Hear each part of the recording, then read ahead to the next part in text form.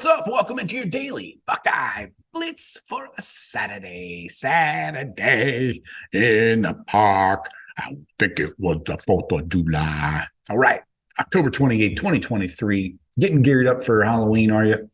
I hope so. Get your candy out. I like anything with peanut butter and chocolate. That's a win, always. I could do some like sea salt caramels covered in chocolate. Another huge win. All right. But thanks for thinking of me. Anyway, let's get into it. All right. Starting off at noon. This is my weekly picks show, obviously. We're going through all the top 25 games here. I'm picking 1, 2, 3, 4, 5, 6 games this week. See what you guys think. Leave me your comments. Starting off at noon, big noon on Fox. You got Oklahoma at Kansas. Sooners at the Jayhawks. Oklahoma favored by 10, a 65.5 point over under. So no surprise, this is going to be a shootout. You got Dylan Gabriel. He's got 2,100 yards passing on the year already. KU's quarterback only has like 1,000. But KU's running back, Neal, has almost 700 yards rushing, 6 touchdowns. So KU likes to kind of almost a balanced attack here. They're averaging 230 through the air, 211 on the ground. So they're going to use multiple dudes to move the ball. Bean only has 2 picks on the year, their quarterback, so solid. Oklahoma, they're going to give up about 360 a week, 240 through the air, 120 on the ground. So can Kansas ball control this thing, maybe keep it close? I don't know. Do they go, milk the clock kind of situation? OU has a few receivers to rely on. Not a lot in the KU receiver room to work with. So expect a high-scoring affair. At least I am. I'm taking Oklahoma minus 10, yeah. Oh, it's supposed to be in the 30s, too. That's going to be chilly. Anyways, Oklahoma minus 10. Take Oklahoma. I'm leaning on the under, though. Oklahoma's defense is playing really well lately, so I'm going Oklahoma there. Next up, we got Georgia. Georgia's on my mind. Oh, Georgia. Hello, Georgia. All right. This is the largest cocktail party, obviously, in Jacksonville, Florida. 3:30 CBS. Number 1, Georgia. Unranked Florida. Georgia 7-0. Florida 5-2. 1 loss in the SEC. Georgia favored by 14.5. They get you with the hook there. 47-point over under. Now, what's Georgia got here? Georgia's putting up some serious yardage, man, on offense. Carson Beck winging it around, 2,100 yards passing. Graham Mertz actually moving the ball a lot through the air. He's almost got 1,900 yards passing. I never thought I would say those words, but Georgia just is too much on offense. Even without Brock Bowers, they're still averaging 337 yards through the air only, and then another 172 on the ground. Holy shit. Then if that's not enough on defense, they're allowing under 100 yards rushing, under 200 passing. Gators do not have enough in the tank. I don't care how many Ricky Pearsalls you got. This is an easy one. Even with the 14.5, Georgia rolls. There is no home field advantage here, even though it's in Jacksonville. So Georgia rolls easily.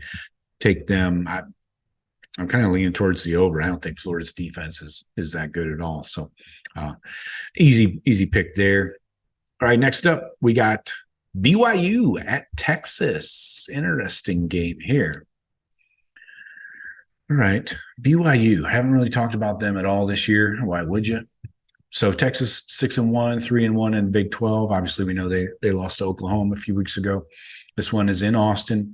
You got BYU, the Mormons, traveling, coming in on horseback. Texas favored by 17.5, over under of 50.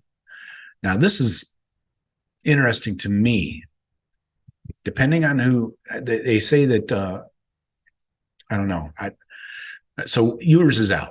That's the gist of what I'm trying to get to. We know Quinn Ewers is out at least for a couple of weeks with the strained labrum, I think. So he's got almost 2,000 yards passing. But then do they go to Malik Murphy, or do you get the freshman Arch Manning in there? I think you got to go with Murphy. He filled in spot duty last week. So then you got Slovis over here at BYU. Well-traveled Slovis. 1,200 yards passing. 1,500 yards passing, 12 touchdowns, 4 picks. And I think this Texas run game is too much. Brooks is a stud, over 800 yards rushing, 6 touchdowns. And then Xavier Worthy, I mean, this wide receiver room is loaded, not quite to the level of Ohio State, but they're right behind Ohio State. So I think no matter who you put back there, they're going to have a good day at the QB position. Texas, going for 289. They might not hit the 289 mark on their average through the air, but they'll definitely run the ball well. And BYU's given up 400 yards of offense on average. So, and BYU hasn't beaten anybody really. Texas Tech, Cincinnati, Arkansas, that's a decent win, but kind of a surprise win. Arkansas, I'm not sure if they're as good as people thought they would be. So I'm taking Texas with the spread, 17.5. If you can knock that down to a 17, maybe tease it a little bit, a little teaser. Ooh, I would recommend that. So next up, we got Oregon at Utah. Utah coming off the huge game against USC. Big win for Utah. They just have USC's number. I mean, simple as that. Oregon coming off the win over Washington State. Tough loss by a field goal to Washington. So you got Bo Nix coming in. Bo Nose. People have to stop reusing the Bo Nose thing. That was good back in the 80s when it applied to like a really good football player. I'm still not a Bo Nix fan. Sorry. Almost 2,100 yards passing, though, 19 touchdowns, a pick, very good offense, a very quarterback-friendly offense. So they put up, 326 on average through the air. So Utah, can they hold down this Oregon offensive attack? Oregon can run the ball, too. I love Irving. What's his name? Bucky? You got to change that name, man. I would go with something else.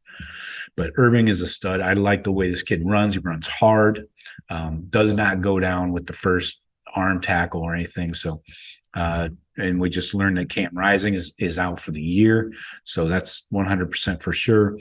Can Utah go back-to-back weeks beating Southern California and in Oregon? That seems like a heavy task. Spread is 7. Oregon by 7 at Utah. I'm going Utah with the points. 7 points is a lot. USC was favored by 7.5 last week. Utah covered that and the win. But I'm taking Oregon there. So that's what I would do. Next up, Washington, number 5, Washington at Stanford. So Stanford's been putting a scare in some people here lately. Beat Colorado in double OT. Say what you will about Colorado, but that's a good win for a Stanford team that really hasn't done anything. What are we looking at here? 2-5, 1-4 in the Pac-12. Washington's still undefeated, 7-0, ranked number 5 in the country. So you got Michael Pennis Jr., almost 2,600 yards passing on the year, 20 touchdowns, but 5 picks. Yeah, this is going to be a bloodbath of biblical proportions. I got Washington favored by 26.5, over under 59.5. I think Washington is looking to make a statement here after last week's Arizona State debacle almost.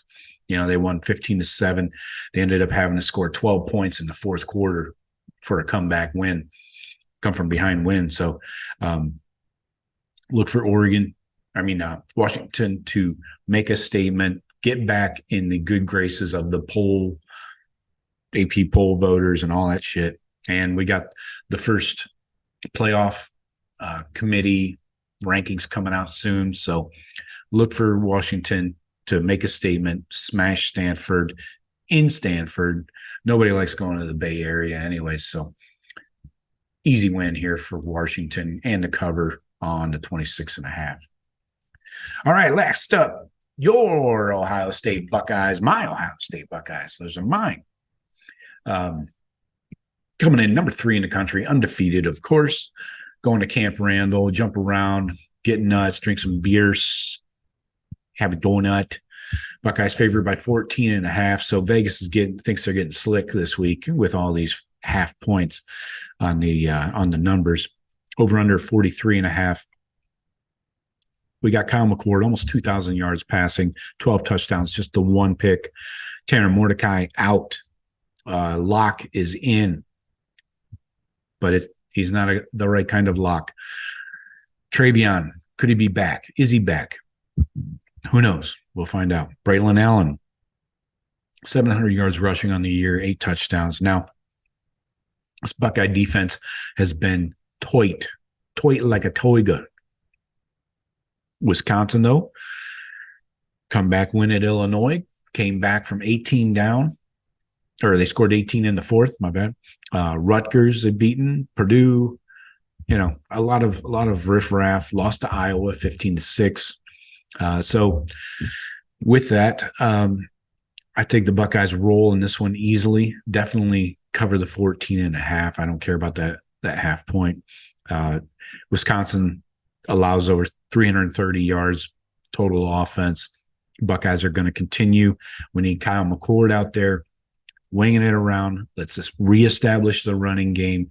Let's keep McCord even Steven, like I mentioned on my 5 keys to a Buckeye victory. Go back and check that out from Friday. Even Kyle McCord, easy peasy, lemon squeezy. Marvin Harrison doing what he does. There's nobody on this Wisconsin secondary that can cover him. They're probably going to bracket him quite a bit and hope that the other guys don't kill him. We'll see if Emeka's back, Burke as well, Trey, all of them. And let's reestablish this running game and then mix in some play action, and distribute the ball. So Buckeyes cover in the night game. This is on NBC, by the way, 7:30. So Buckeyes cover. Oh, what was the over-under here? I got 43.5. Yeah, I'm feeling good about the over there. I think as long as the weather cooperates, Buckeyes will cover that. So that's all I got for you today. I'll have your instant reaction first thing tomorrow. So check it out. Talk to you later. Go Bucks.